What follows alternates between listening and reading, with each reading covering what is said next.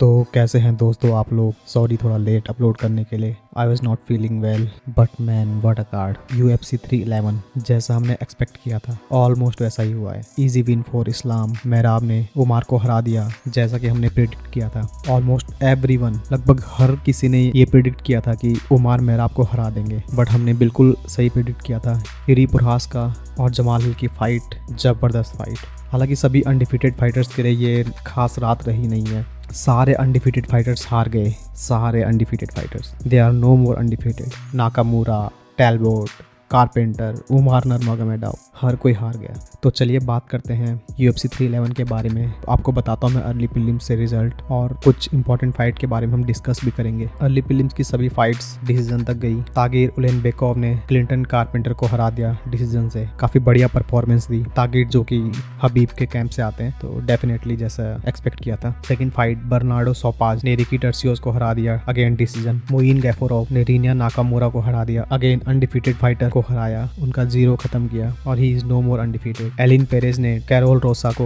Decision से हराया। Elin इसमें एक अंडरडॉग थी और बहुत अच्छा परफॉर्म किया उन्होंने। देन आगे बढ़ते हैं हमारे प्रीलिम्स की तरफ। ग्रैंड डॉसन ने डिएगो फरेरा को डिसीजन से हराया जैसा कि हमने एक्सपेक्ट किया था। बोगडॉन गुस्कॉफ ने बिली एलिकाना को सेकंड राउंड में सबमिट कर दिया गिलोटिन से। बिली एलिकाना एक्चुअली में अच्छा कर रहे थे पहले राउंड में, बट सेकंड राउंड में उन्होंने काइंड ऑफ गिव अप कर दिया। गुस्कॉफ उन पे पंचेस थ्रो किए जा रहे थे, बट वो ना तो रजिस्ट कर रहे थे। उन्होंने एक टाइप से गिव अप कर दिया और सबमिट हो गए सेकंड राउंड में, बट इट्स ओके। वो शॉर्ट नोटिस पे फाइट कर रहे थे और उन्होंने एक्चुअली में शॉर्ट नोटिस के हिसाब से ठीक फाइट दी। फर्स्ट राउंड में काफी अच्छा कर रहे थे। आजमत बेकोव ने जैकरी रीस को नॉकआउट कर दिया। जबरदस्त नॉकआउट था ये, जबरदस्त। हावनी बार्सिलोस ने डिफीट कर दिया पेटन टैलबोट को। पेटन टैलबोट के पीछे काफी ज्यादा हाइप थी। अगेन एक अनडिफिटेड फाइटर, बट उनका ground game I don't know man कि वो टॉप लेवल फाइटर्स के साथ कैसे कम्पीट करेंगे। नो डाउट उनकी स्ट्राइकिंग काफी अच्छी है, बट उनको अपना ग्राउंड गेम भी सुधारना पड़ेगा, काफी सुधारना पड़ेगा। बार्सिलोस ने उनको बता दिया है कि सिर्फ स्ट्राइकिंग से कुछ नहीं होगा और उनकी हाई ट्रेन जो थी एक तरह से डिरेल्ड हो गई है। आई डोंट नो वो टॉप लेवल में कैसे कम्पीट करेंगे।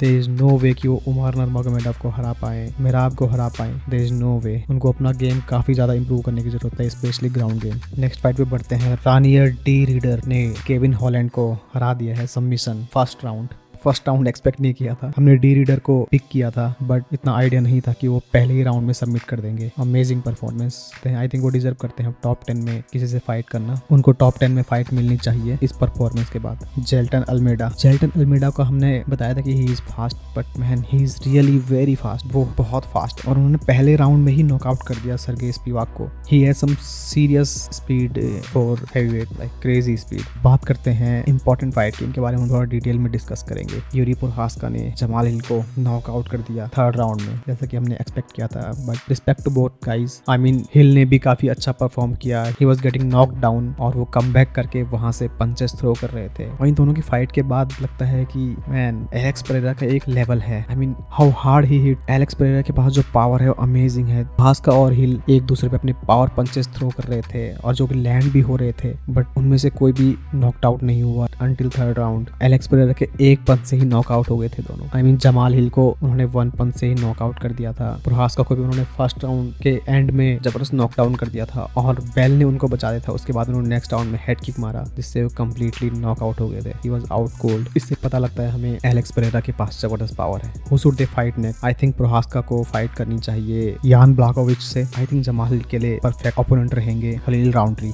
यूरी ने कहा है वो थर्ड फाइट करना चाहेंगे एलेक्स पेरेरा से, बट एलेक्स पेरेरा की फाइट ऑलरेडी बुक हो चुकी है। मागोमेद अंकालाइव से यूरी को वापस टाइटल फाइट करने के लिए एक और फाइट जीतनी होगी और उसके बाद वो एलेक्स पेरेरा से फाइट कर सकते हैं अगर एलेक्स पेरेरा अंकालाइव को हरा देते हैं। ओवरऑल पुरहास्का और हिल की फाइट बहुत ही जबरदस्त फाइट थी, बैंगर फाइट थी।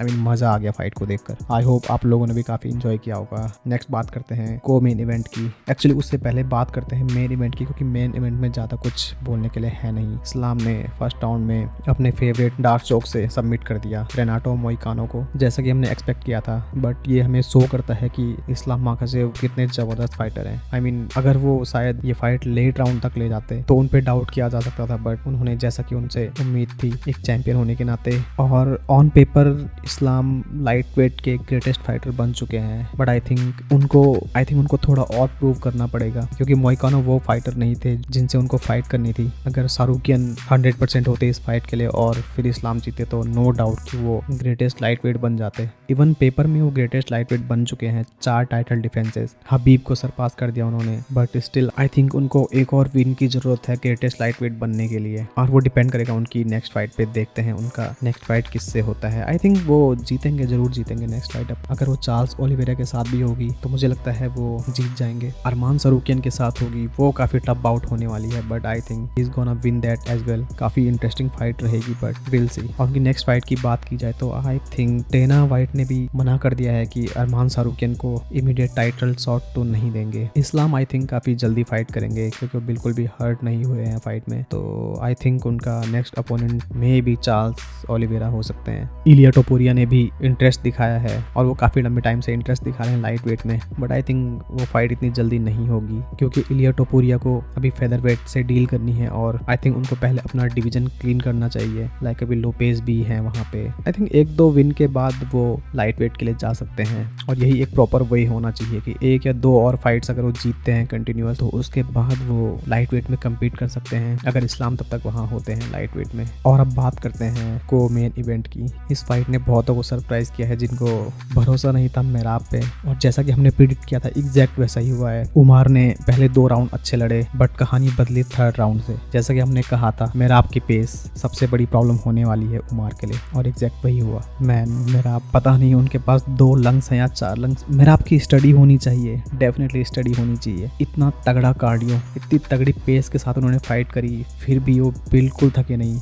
He was looking fresh. 5th round में वो फ्रेश नजर आ रहे थे, और ऐसा लग रहा था कि वो अभी 5 राउंड और लड़ सकते हैं। ऐसा नहीं है कि उमार का कार्डियो खराब है, हमने उनकी लास्ट फाइट में देखा सैंडहैगन के अगेंस्ट काफी अच्छा परफॉर्म किया था उन्होंने 5 राउंड तक, बट बाकी फाइटर्स के अगेंस्ट 5 राउंड तक लड़ना एक अलग चीज है, और मेराब के अगेंस्ट लड़ना एक अलग चीज है। मेंटली प्रेशर भी बहुत आ जाता है। उमार अपने पंचेस लैंड कर रहे थे और मेराब आगे ही बढ़ रहे थे, तो कहीं ना कहीं उनको लगा होगा कि मैं अपने बेस्ट पंचेस लैंड कर रहा हूँ, ये फिर भी हर्ट नहीं हो रहे हैं, तो वो एक काफी इंपॉर्टेंट चीज आती है फाइट में। हालांकि उमार ने एक फोटो भी रिलीज करी और कहा है कि उनका हाथ काफी जख्मी हो गया था, और मेराब ने भी अपनी चोट दिखाई, जो कि उनके पैर में एक कट लगा था, जिसकी वजह से उनको इन्फेक्शन हो गया था। आई थिंक अगर कोई भी है तो इसको एक एक्सक्यूज की तरह यूज नहीं करना चाहिए उनको, क्योंकि उन्होंने लैंड किया है, उनका फ्रैक्चर हुआ है। मेराब ने भी अपना पंच थ्रो किया, बट उनका हाथ तो फ्रैक्चर नहीं हुआ, तो उनको एक एक्सक्यूज की तरह यूज नहीं करना चाहिए। ठीक है वो हारे, एक बेटर फाइटर से हारे।